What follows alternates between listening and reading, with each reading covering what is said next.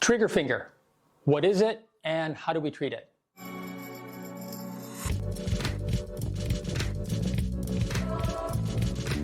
Today we are going to discuss a common yet often misunderstood condition known as trigger finger. We'll delve into what it is, what causes it, how it's diagnosed, and the various treatment options available. Trigger finger is a condition that affects the tendons in your fingers or thumbs. It causes the fingers to catch or lock when you bend or straighten it. The name trigger finger comes from the sudden snap or pop that occurs when the finger unlocks, much like pulling and releasing a trigger. There are two key structures that can cause problems here: the flexor tendon and the A1 pulley. The flexor tendon, or tendons in general, in your fingers are like ropes that connect to muscles to bones. They're covered by a protective sheath, and when you bend or straighten your fingers, the tendons glide smoothly through this sheath. However, in the case of trigger finger, the sheath becomes irritated and inflamed, causing the tendon to thicken. This makes it difficult for the tendon to move smoothly through the sheath, leading to the catching or locking sensation. The A1 pulley is a ligament across the finger that plays a crucial role as well. It is one of several pulleys that hold the flexor tendons close to the bones in your fingers, ensuring smooth and efficient movement. In trigger finger, the A1 pulley can also become inflamed and thickened, leading to the characteristic catching or locking sensation as the tendon struggles to glide through the narrowed sheath, making it difficult to straighten or bend the finger smoothly. So there are several factors that can cause or contribute to the development of trigger finger. The most common reason that people develop trigger finger is because of repetitive hand use. Jobs or hobbies that involve repetitive gripping, grasping, or the use of tools can increase this risk. There are also a number of medical conditions that can also increase the risk. People who have diabetes are more prone to metabolic health issues, inflammation issues, and fibrotic issues in their tendons as well, which makes it more common to have trigger finger. In addition, inflammatory arthritis conditions where your immune system is attacking your own joints and tendons, such as rheumatoid arthritis, psoriatic arthritis, gout, and other similar conditions, are also more prone to developing trigger finger because there is chronic irritation of the flexor tendon. There is a slight preponderance of women over men who develop this condition, and this typically starts to occur between the ages of 40 and 60 years old. Lastly, if you've had a previous injury, you can sometimes lead to trigger finger as well due to chronic inflammation and scarring around the tendons. In terms of diagnosis of trigger finger, diagnosis is usually fairly straightforward and involves a combination of your medical history and a good physical exam.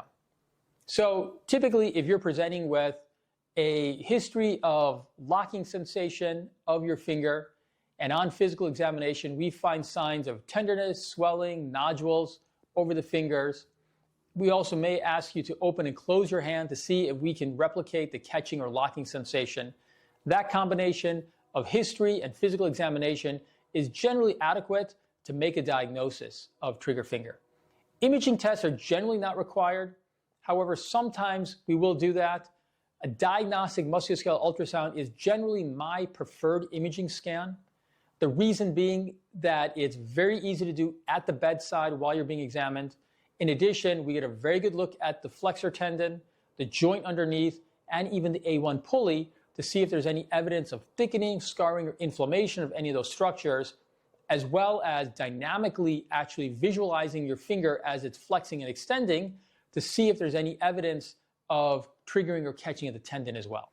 MRI is typically not required, but can sometimes give a better look if you're worried about a bone issue, a ligamentous issue, but generally not required. Generally, ultrasound should be adequate.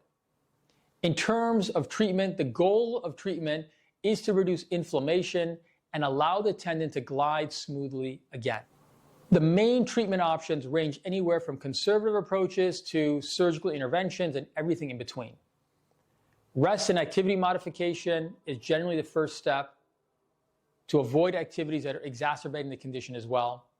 Splinting the finger at nighttime to keep it straight while you're sleeping can also help to reduce inflammation and help with symptoms. In terms of medications, over-the-counter non-steroidal anti-inflammatory drugs like ibuprofen and Aleve can help to reduce pain and inflammation. In some cases, we might prescribe a stronger anti-inflammatory medication short-term as well. All these medications are good short-term anti-inflammatory and pain-relieving options. If you're using them regularly or frequently, it can become an issue long-term if you're developing side effects from using this too often. In terms of injections, steroid injections or corticosteroid injections are the typical injection that's given for trigger finger. Injecting steroid into the tendon sheath can significantly reduce inflammation and swelling. This treatment is often very effective, but it may need to be repeated if symptoms return. Keep in mind that if you're doing steroid injections too frequently, it can be a problem and can be damaging to the tendon itself. Occupational therapy or hand therapy by stretching and strengthening exercises can improve the flexibility and strength of your fingers. A good hand therapist can guide you through exercises designed to reduce symptoms and prevent recurrence as well. Regenerative medicine treatment options can also be considered. For those looking for more natural treatment options, regenerative medicine techniques can be beneficial in two ways. Typically, the product that we would utilize would be platelet-rich plasma, which utilizes your own blood platelets to promote healing and reduce inflammation. In particular, if you have evidence of irritation of the flexor tendon, because there's been chronic irritation or overuse of the tendon, platelet-rich plasma can be very helpful for that tendon structural issues. When it comes to the technique that we're utilizing, we utilize hydrodissection. What that means is we are injecting a volume of fluid, which can be either your own blood platelets or concentration sugar water, into the tendon sheath with the goal of releasing any constriction or scarring that is around the A1 pulley that is then also compressing the flexor tendon. In these cases, we are trying to preserve and optimize tissue to provide functional improvement with a low-risk treatment. Surgery can also be considered. If conservative treatments fail to provide relief, surgery may be necessary. The surgical procedure known as trigger finger release involves making a small incision and cutting the A1 pulley, allowing the flexor tendon to move more freely again. This is typically an outpatient procedure with a fairly short recovery time as well. Also, in the last few years, there's been development of a minimally invasive trigger finger release procedure. These are not open surgical procedures. Rather, under ultrasound guidance, utilizing a mini knife, you're able to actually, again, cut or loosen the A1 pulley to provide more freedom with the flexor tendon to move more easily. In all cases, I recommend starting with non-interventional options first, such as rest, activity modification, medications, hand therapy, occupational therapy, splinting. If these are not effective, then consider minimally invasive treatments like steroid or platelet-rich plasma injections. And surgery is always considered a last resort, reserved for cases where other treatments have not provided sufficient relief. So, trigger finger is a common and treatable condition that can significantly impact your quality of life. Understanding the causes, recognizing the symptoms, and knowing the treatment options are key steps in managing this condition effectively. If you're experiencing symptoms of trigger finger, consider reaching out for a consultation. Thank you for your time. If you found this information helpful, please give us a like and subscribe to the channel.